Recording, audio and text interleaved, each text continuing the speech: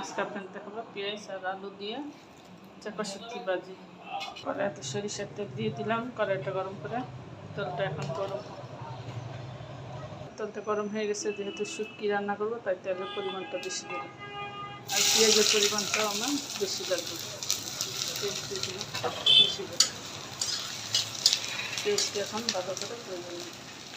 পেঁয়াজটি হালকা ভাজা হয়ে গেছে, দিয়ে রাখা শুটকিগুলোও ভেজে এগুলোকে একটু রসুন বাটা লবণ দিয়ে ভালো করে ভেজে দিচ্ছি। শুটকি আর পেঁয়াজটি ভাজা হয়েছে, এখন আলুগুলা দিয়ে দিব কেটে রাখা। এই আলু, শুটকি, পেঁয়াজ সবগুলা আর একটু বাদ দেবেন। একটু গরম পানি নিয়ে নিলাম, একটা হলুদ পরিমাণ মতো, শুটকিতে ডাল দিব, তাই মরিচের পরিমাণটা 1 চামচ দিয়ে দিলাম, ধনিয়া গুঁড়ো দিয়ে দিলাম, একটু জিরা বাটা দিয়ে মশলাটা ভালো করে মিক্সড হয়ে গেছে। শুটকি, আলু, পেঁয়াজ সব ভালো হয়ে গেছে, দিয়ে দিব মশলা। শুটকি নাড়াচাড়া দিয়ে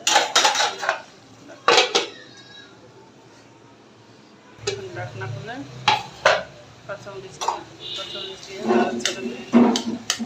নাড়াচাড়া দিয়ে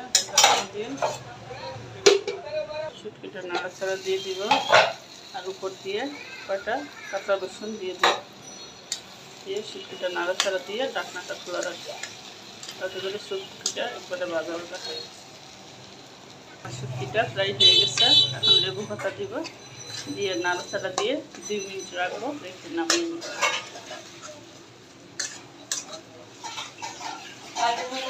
কেমন দেখতে হয়েছে আমার শুটকি তরকারি রান্না করাটা, অবশ্যই সবাই কমেন্টস করে জানাবেন কালারটা কেমন হয়েছে।